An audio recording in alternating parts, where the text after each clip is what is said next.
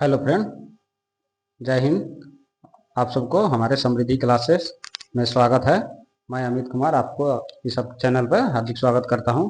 तो हम लोग जो है बीपीएससी के रिगार्डिंग जो मोस्ट इम्पोर्टेंट टॉपिक है और यूपीपीसीएस और इसके अलावा जो यूपीएससी के स्टूडेंट भी हैं वो भी इस वीडियो को देख सकते हैं, उसको भी बेनिफिट हो सकता है। तो इसमें जितने भी पीसीएस के और यूपीएससी के एग्जाम्स हैं उसके अलावा जो भी वनडे एग्जाम होते हैं उसके भी स्टूडेंट को फायदा हो सकता है इस वीडियो से।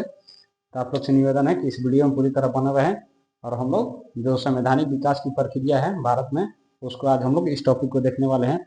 इसके पीछे के कारण को देखेंगे और आगे क्या इसके निहितार्थ रहे हैं संवैधानिक विकास की प्रक्रिया में और आज के डेट में इसका क्या महत्व रहा है इसके बारे में हम लोग जानेंगे। तो चलिए देर न करते हुए स्टार्ट करते हैं।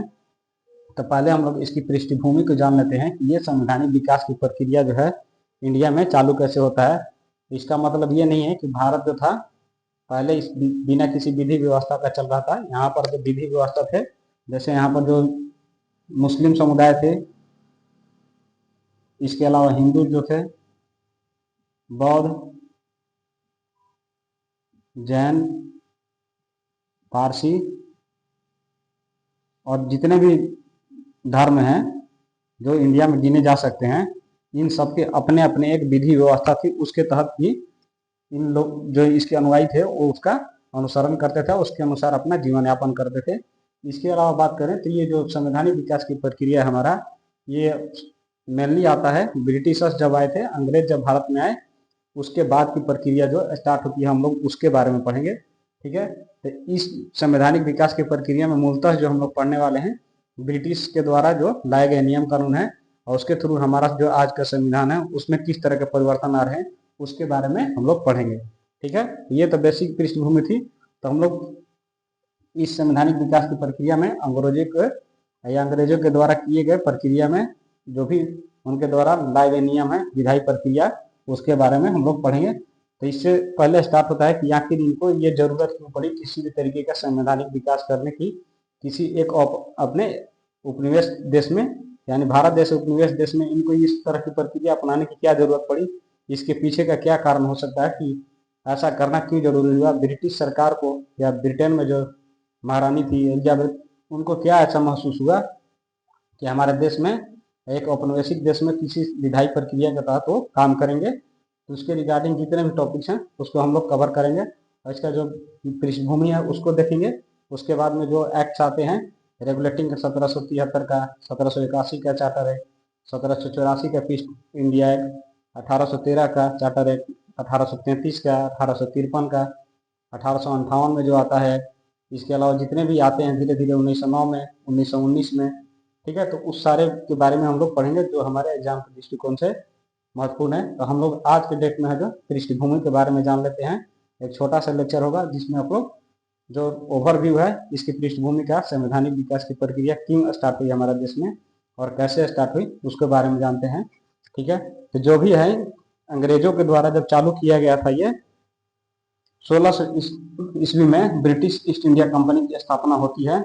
महारानी एलिजाबेथ को ऐसा लगता है कि जो स्पेन थे, पुर्तगीज थे और जितने भी ये देश थे तो वो नेविगेशन के रूट जो खोज रहे थे समुद्री रास्ते, उसके थ्रू एक देश से दूसरे देश में जाकर वहां को अपना उपनिवेश स्थापित कर रहे थे और क्रिश्चियनिटी को प्रमोट कर रहे थे। तो ब्रिटिश जो वहाँ के राजनीति थी उनको भी ऐसा महसूस हुआ कि इस तरह के भी एक हमारे देश में व्यापारिक कंपनी होना चाहिए और जो इसके थ्रू जो है इंडिया में या ईस्ट इंडिया कंपनी जो है ये पूर्व के क्षेत्रों में काम करेगी और हमारे जो क्रिश्चियनिटी को प्रमोट करना है, इसके अलावा जो हमारे विधायी प्रक्रिया है, ठीक है, उसके थ्रू उपनिवेश बनाना है, किस तरह से लोगों को रूल करना है, ये यहाँ से स्टार्ट होता है। तो कुछ जो यूरोपियन कंट्री थे, ये यूरोपियन कंट्री जो है वेस्ट में काम कर रहे थे, पश्चिम के देशों में गए जैसे यूएसए में, ठीक है, लैटिन अमेरिकी देशों में, अफ्रीका में। ठीक है, और ईस्ट इंडिया कंपनी की बात करें तो ये जो है मेनली भारत उस समय मिलाकर combined Pakistan, Bangladesh, Indonesia, Vietnam और ये जितने भी ईस्ट के देश हैं जिसको हम लोग ज्योग्राफी में देखते हैं कि वेस्ट ईस्टर्न कंट्री कौन से हैं, यानी पूर्वी देश कौन से हैं, उसके इनके गवर्निंग के लिए, उसको उपनिवेश बनाने के लिए ये ब्रिटिश ईस्ट इंडिया कंपनी के थ्रू जो है ब्रिटेन की सरकार आगे बढ़ती है और उसके थ्रू ही ये देश की सभी देशों में अपना वर्चस्व स्थापित करती है। तो इसके अलावा अगर बात करें तो 1600 ईस्वी में स्थापित करती है ब्रिटिश ईस्ट इंडिया कंपनी को, और ये ऐसा मतलब प्राइड देती है ब्रिटिश ईस्ट इंडिया कंपनी को, जो एक प्राइवेट कंपनी थी उस समय, कि आप जाके यहाँ पे व्यापार करो और व्यापार का आप फायदा उठाओ। ठीक है, तो 1601 ईस्वी में भी जो है पहली बार जो होती है 1601 ईस्वी में एक चार्टर आता है जिसमें आधुनिक विधायी की प्रक्रिया जो है ब्रिटेन के द्वारा और अंग्रेजों के द्वारा इंडिया में चालू की जाती है। इसके अलावा अगर बात करें तो 1726 का चार्टर एक्ट आता है।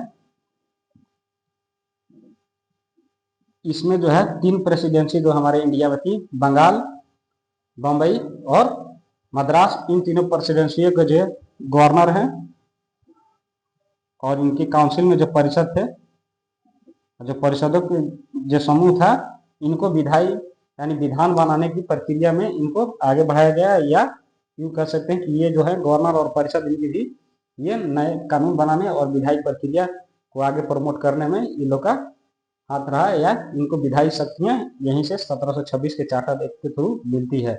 इसके अलावा बात करें, मेन महत्वपूर्ण टॉपिक आता है जो 1764 की बात करें तो 1764 ईस्वी में हम लोग सब जानते हैं कि पूरे देश में जो है एक ऐसा ये डेट था जिसके बाद बोला जाता है कि इंडिया में जो है ब्रिटिश और अंग्रेजों का जो है प्रभुत्व धीरे धीरे करके बढ़ने लगा, और यहीं से है उनको एक ऐसी राइट मिलती है जिसके थ्रू वो पूरे देश में अपना वर्चस्व स्थापित कर पाते हैं।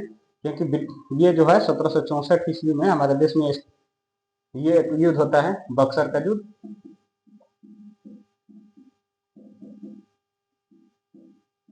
बक्सर के युद्ध में उनको ये जो है अंग्रेज 3 मेन जो हमारे यहाँ के इंडिया के थे राजा महाराजा, उनको डिफीट करते हैं, जो 3 सबसे बड़े राजवंश थे उनको समाप्त करते हैं। जैसे पहला था अवध, दूसरा था बंगाल और तीसरा था हमारा मुगल साम्राज्य। ठीक है, तो इन तीनों को हेक्टर मुनरो के द्वारा 1764 ईस्वी में पराजित कर दिया जाता है, और इससे जो है मुगल जो शासक था शाह आलम द्वितीय, शाह आलम द्वितीय के द्वारा इसको एक फरमान प्राप्त होता है।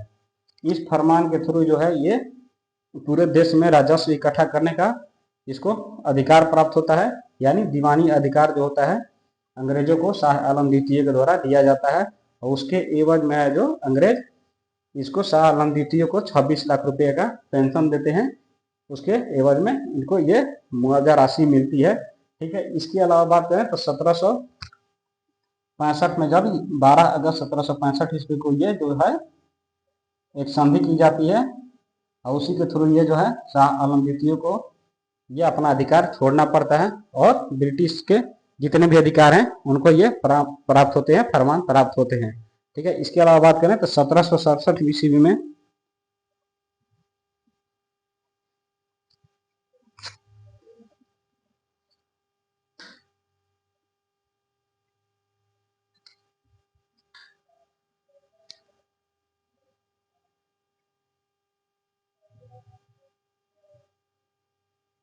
1767 ईस्वी में ब्रिटिश सरकार द्वारा जो है पहली बार पूरी तरह से भारत में जो है और भारतीय प्रशासन में बोले तो हस्तक्षेप की जाती है 1767 ईस्वी में। यानी ये जो संधि होती है ये होती है इलाहाबाद में। इलाहाबाद की संधि के बाद 1767 ईस्वी में ये इनको यहाँ से विधायी प्रक्रिया जो है पहली बार जो है भारतीय प्रशासन में हस्तक्षेप करने का पूरी तरह से इसको आज़ादी हो जाती है एक तरह से।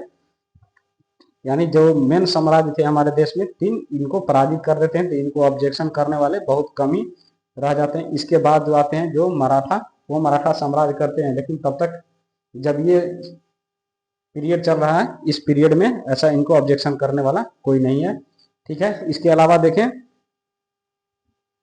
तो 1765 ईस्वी में ही दोहरी शासन व्यवस्था आती है। यानी यहीं से क्या स्टार्ट होता है, विधान प्रक्रिया जो होती है दोहरे रूप में काम करना प्रारंभ करती है।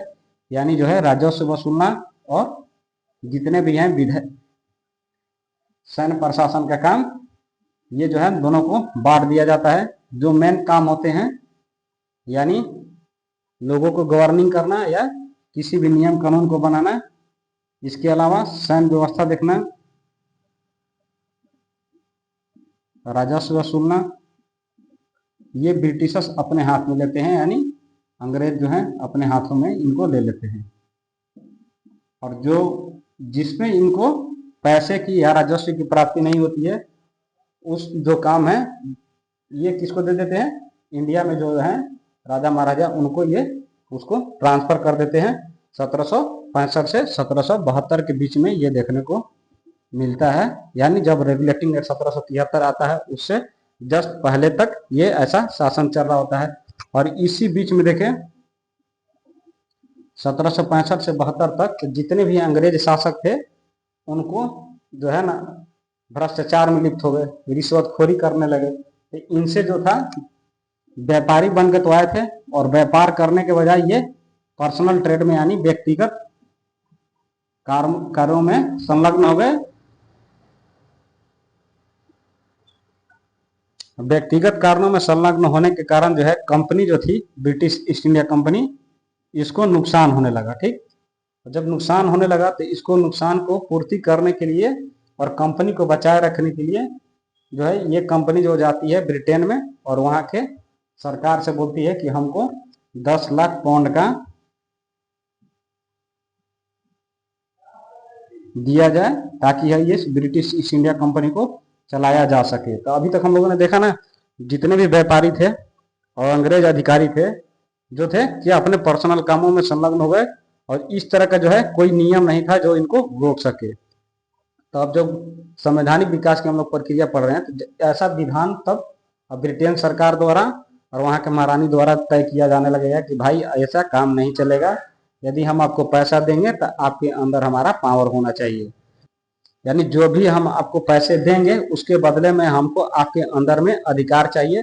वो अधिकार क्या होगा, विधान बनाने का और विधायी प्रक्रिया में भाग लेने का। तो इस पैसे के एवज में ब्रिटेन की जो सरकार है वो एक तरह से क्या बोलती है कि हमको ये अधिकार चाहिए आपका, किसी भी तरीके से अगर मिसमैनेजमेंट होता है उसको देखने के लिए।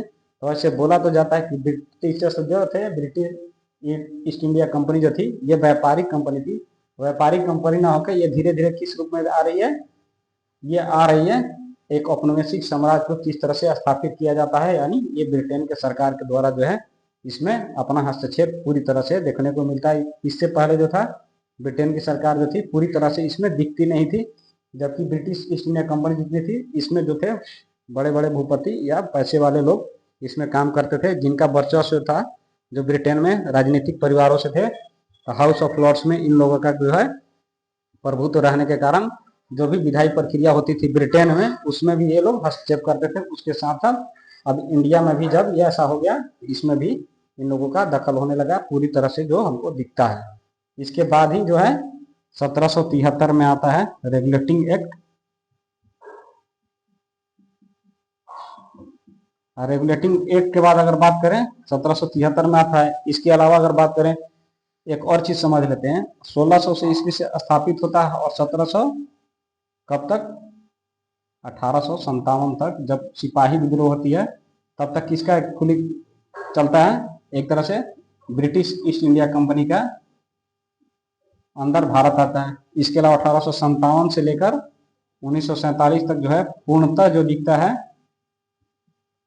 ब्रिटिश सरकार यानी ब्रिटेन के सरकार के द्वारा भारत पे अधिकार देखने को मिलता है।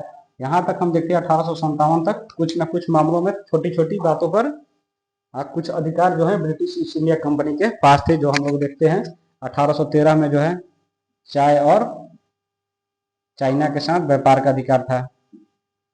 ठीक है, इसको 1833 में खत्म किया जाता है। उसके बाद जो है विधायी प्रक्रिया में किस तरह से परिवर्तन आता है, तो ये इस तरह से हम लोग देखेंगे। खैर ये छोटा सा पॉइंट है, ये बता 1600 ईस्वी से 1857 तक, 1857 से 1947 ईस्वी तक जो है ये दो पार्ट में हम लोग करके देखेंगे, जिसमें हम लोग पहला जो एक्ट है देखेंगे 1773 का रेगुलेटिंग एक्ट, इसके बारे में थोड़ा जानेंगे। और इसके पीछे एक और कारण है कि 1773 का रेगुलेटिंग एक्ट क्यों आता है। तो ये जो व्यापारी थे ये इसके कारण तो ब्रिटिश सरकार को अवहेलना हो रही थी, ऊपर से ब्रिटेन में जो है जो और से व्यापारी थे उनको ट्रेड डेफिसिट हो रहा है, यानी व्यापार में घाटा हो रहा था। व्यापार में घाटा हो रहा था तो वो भी एक ऐसा उपनिवेश या ऐसा बाजार खोज रहे थे जहां पर उनको भी प्रॉफिट हो। तो उस तरह का बाजार कौन दिख रहा था? इंडिया था, क्योंकि उस समय जो इंडिया का भौगोलिक क्षेत्रफल देखें तो भारत, बांग्लादेश और पाकिस्तान जैसे देश थे जिसकी आबादी लगभग 30 करोड़ थी। तो ये एक बहुत बड़ा बाजार होता है। तो इसमें जो वहाँ के जो ब्रिटेन के जो बड़े बड़े व्यापारी थे उनको भी लग रहा था कि हमको भी इसमें भागीदारी होनी चाहिए। इसके अलावा अगर बात करें तो 1770 ईस्वी में बंगाल में फैमाइन आता है, यानी अकाल आता है। अकाल के कारण जो है ब्रिटिश ईस्ट इंडिया कंपनी को बहुत क्या बोलते हैं हानि पहुंचती है। भ्रष्टाचार कुप्रबंधन के कारण जो है प्रशासन जो है पूरे पैसे की लूट खसोट करता है, जिससे ब्रिटिश ईस्ट इंडिया कंपनी जो है इसका और जो है फायदा होने वाला चीजें जो नुकसान होने लगता है, इसकी छवि खराब होने लगती है। तो ब्रिटेन जो कंपनी का क्षेत्रीय विस्तार था ये धीरे धीरे निगरानी क्यों करने लगा? ईस्ट इंडिया कंपनी का निगरानी ब्रिटेन की सरकार करने लगी और ये सरकारी एजेंट के तौर पर 1773 से पूरी तरह से काम करने लगा। यानी 1773 से 1857 तक ये सरकारी एजेंट यानी ब्रिटेन की सरकार के एजेंट के तौर पर काम कर रहे हैं। 1857 के बाद ये पूरी तरह से ब्रिटेन सरकार के अधीन हम लोग आ जाते हैं। ठीक है, इसके अलावा हम लोग देखते हैं 1773 का रेगुलेटिंग एक्ट क्या बोलता है। अभी तक हम लोगों ने समझ लिया कि किस तरह से ये प्रोसेस जो है संवैधानिक विकास की प्रक्रिया चालू हुई थी भारत में। ठीक है,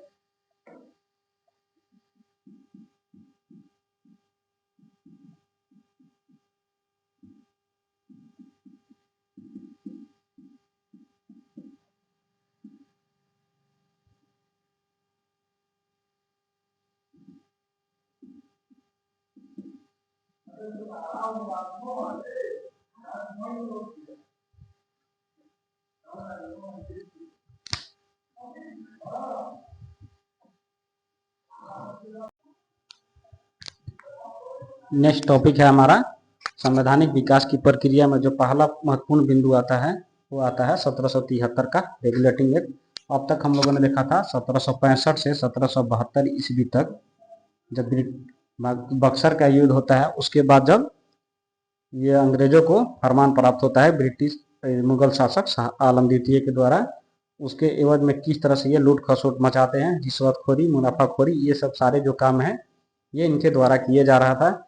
और इसमें ब्रिटिश ईस्ट इंडिया कंपनी को जो है काफ़ी नुकसान हो रहे थे, कुप्रबंधन हो रहे थे। 1770 में बंगाल में अकाल आता है।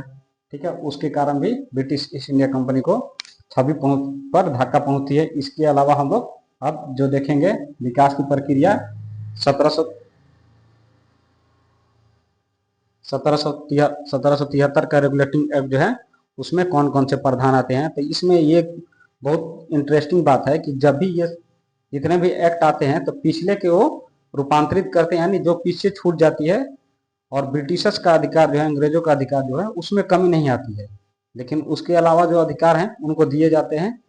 ठीक है, और उसके अकॉर्डिंग ही वो रूल करना स्टार्ट करते हैं पूरे देश पर। तो 1765 से 72 के बीच बीच में जो भी उनको लगा कि ये नियम कानून होने चाहिए थे ठीक और नहीं है, उनको 1773 के रेगुलेटिंग एक्ट में डाल दिया जाता है। तो ये समझ सकते हैं कि पहले जो था केवल बंगाल का गवर्नर जनरल जो था ये बंगाल का ही गवर्नर जनरल था और इसके जो अधिकार थे अपने अधिकार क्षेत्र के अधीन काम कर रहा था। इसके अलावा जो बम्बई थी, इसके अलावा मद्रास प्रेसिडेंसी थी, ये 3 प्रेसिडेंसी मिलके चल रहे थे, अलग अलग सेपरेटली ये गवर्न हो रहे थे। तो इसका जो गवर्नर जनरल था और यहाँ का जो गवर्नर था, यहाँ का गवर्नर मद्रास, बम्बई और बंगाल का, इनके तीनों के पास अपने अपने अधिकार थे, उसके अकॉर्डिंग ये काम कर रहे थे। इसके अलावा बात करें तो जब ये 1773 का रेगुलेटिंग एक्ट आता है तो ऐसा ब्रिटिश सरकार को लगता है ठीक है कि इसमें इस तरह का जो हम लोग है कार्य नहीं कर पाएंगे, क्योंकि वो सरकार जो होती है ब्रिटेन में होती है, तो तीनों इनका मिला के एक बना देती है प्रसिद्ध। इसके अंदर आएगा गवर्नर जनरल के अधीन, यानी बंगाल जो है बंगाल के अधीन ये तीनों आ जाते हैं और इसका एक गवर्नर जनरल नियुक्त होता है, गवर्नर जनरल नियुक्त होता है। ठीक है, और ये गवर्नर जनरल जो है ये तीनों पर इसका अधिकार होता है और जो भी नियम कानून इसके द्वारा बनाए जाएंगे ये सभी पे अप्लाई होंगे। ठीक है, इसके पर एक तरह से कहें तो वीटो का पावर था। वीटो का पावर क्या होता है हिस्ट्री में अगर पढ़े होंगे तो ठीक है, नहीं तो पॉलिटी में हम लोग आगे चल के पढ़ेंगे, ठीक है।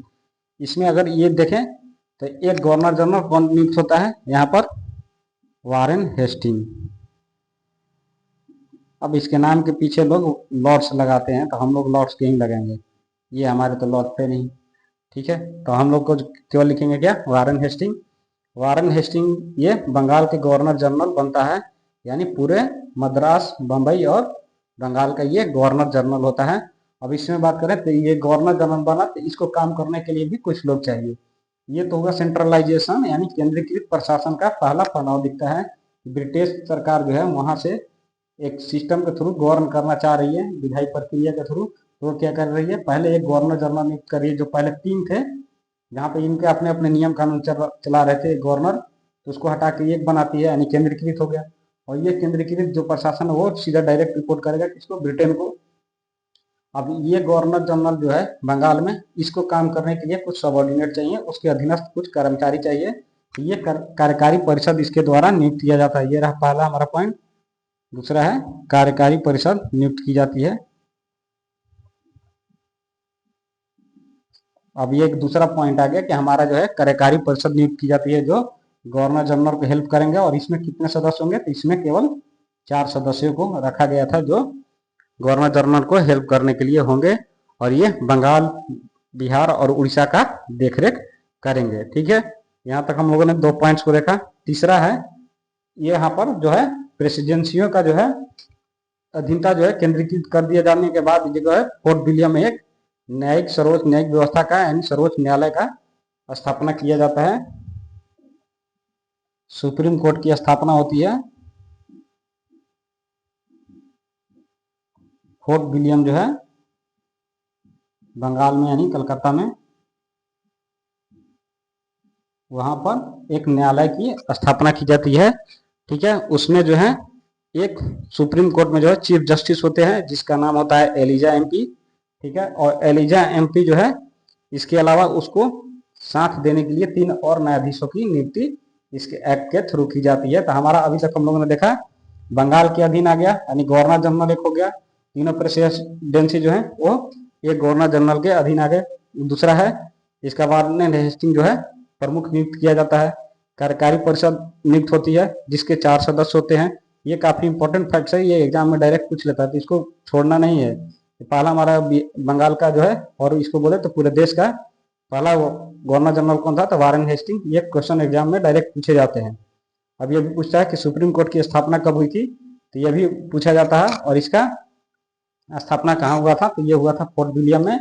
और ये स्थापना जो हुई थी 1774 ईस्वी में हुई थी, इसी रेगुलेटिंग एक्ट के थ्रू, 1773 के रेगुलेटिंग एक्ट के द्वारा। अब इसमें एक और चीज जुड़ती है, निदेशक मंडल, यानी कोर्ट ऑफ डायरेक्टर्स जो होते हैं, इसमें नियुक्त किए जाते हैं सीओडी।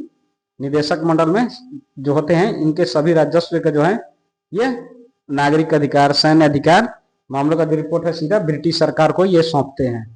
अब तक हम लोगों ने देखा था कि पहले भी बताया था कि जितने भी इसमें रिश्वतखोरी, कालाबाजारी और जिस तरह के जो छोटे छोटे और भ्रष्टाचार जैसे मुद्दे थे, इन सबको खत्म करने का ये प्रक्रिया सभी में लाया गया। जो ये भ्रष्टाचार को देखने का काम था, किसका था, तो वो निदेशक मंडल का ही काम था।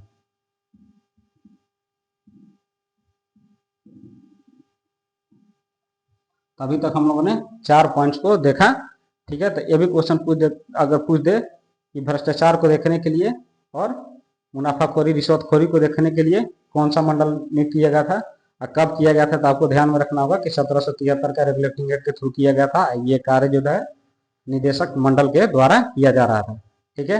अब इसमें जो है कर्मचारियों के उपहार लेने, रिश्वत लेने, इस पर पूरी तरह से रोक लगा दिया गया 1773 के रेगुलेटिंग एक्ट में, ठीक है। अब इसकी कमियों की बात करें तो वीटो पावर जो था, हमने बताया कि वीटो पावर जैसा काम करता था, लेकिन ये वीटो पावर इसको पूरी तरह से मिली नहीं थी। यानी बोले तो वीटो पावर का अधिकार जो था वारेन हेस्टिंग्स को तब तक मिला नहीं था। ये ऐसा चाह रहा था कि हमको वीटो पावर का जो अधिकार है वो मिले, लेकिन ये 1773 के रेगुलेटिंग एक्ट में मिला नहीं था, ठीक है। और प्रशासनिक की बात करें, जो सुप्रीम कोर्ट आज एक आती है, ठीक है, और गवर्नर जनरल होगा। अब इन दोनों के बीच का जो है डिफरेंसेस इस एक्ट में नहीं बताया गया था कि सुप्रीम कोर्ट का क्या काम होगा और गवर्नर जनरल का क्या काम होगा। ठीक है, तो ये जो जितने भी छूटे हुए कार्य हैं ये कमियां थी। अब इसको 1781 का जो एक्ट आता है उसमें इसको संशोधित करके डाला जाता है। इसके अलावा बात करें तो अंतर्निहित जितनी भी प्रशासनिक मुद्दे थे उसको प्रभावी ढंग से चलाने के लिए क्या कहता है, संबोधन जो होता है हमारे देश में भी ऐसे राष्ट्रपति को मिला हुआ है। यहाँ पर किसको मिला था, गवर्नर जनरल को। यानी गवर्नर जनरल और सुप्रीम कोर्ट के बीच में कॉन्फ्लिक्ट पैदा होता है, विवाद जैसी स्थिति होती है कि कौन किसका पावर ज्यादा है या कम है। अभी तक हम लोगों ने देखा ये किस तरह से हमारा 1773 का रेगुलेटिंग एक्ट आया और कैसे कैसे काम करता है 1773 से लेकर 1781 ईस्वी तक। अब इसमें 1781 ईस्वी में इनकी जो कमियां हैं सुप्रीम कोर्ट और गवर्नर जनरल के बीच में कॉन्फ्लिक्ट है, इसका उसमें मेंशन किया गया कि कौन कौन से अधिकार क्षेत्र जो है इन दोनों के बीच में डिवाइड होंगे, गवर्नर जनरल का कौन सा अधिकार ज़्यादा होगा, सुप्रीम कोर्ट का कौन सा होगा। तो हम लोग नेक्स्ट लेक्चर में 1781 के अधिनियम में पढ़ेंगे। तब तक के लिए बाय। अगर भी आप लोग को सेशन अच्छा लगता है तो हमारे यूट्यूब चैनल को सब्सक्राइब कर लें और इंस्टा आईडी है समृद्धि क्लासेस के नाम से, समृद्धि_क्लासेस, और व्हाट्सअप नंबर है 75 45 85 46 88। इस पर आप जुड़ सकते हैं। और ये टेलीग्राम नंबर भी है जिस पर डेली करंट अफेयर जो है अपडेट किए जाते हैं, तो आप इससे जुड़ के फायदा उठा सकते हैं। इसमें जो है पीडीएफ के साथ साथ आपका जो है एमसीक्यू और डेली करंट अफेयर बेसिस पर जो भी क्वेश्चन आते हैं इसमें डेली डाले जाते हैं। ठीक है, मिलते हैं नेक्स्ट वीडियो में, तब तक के लिए बाय, धन्यवाद।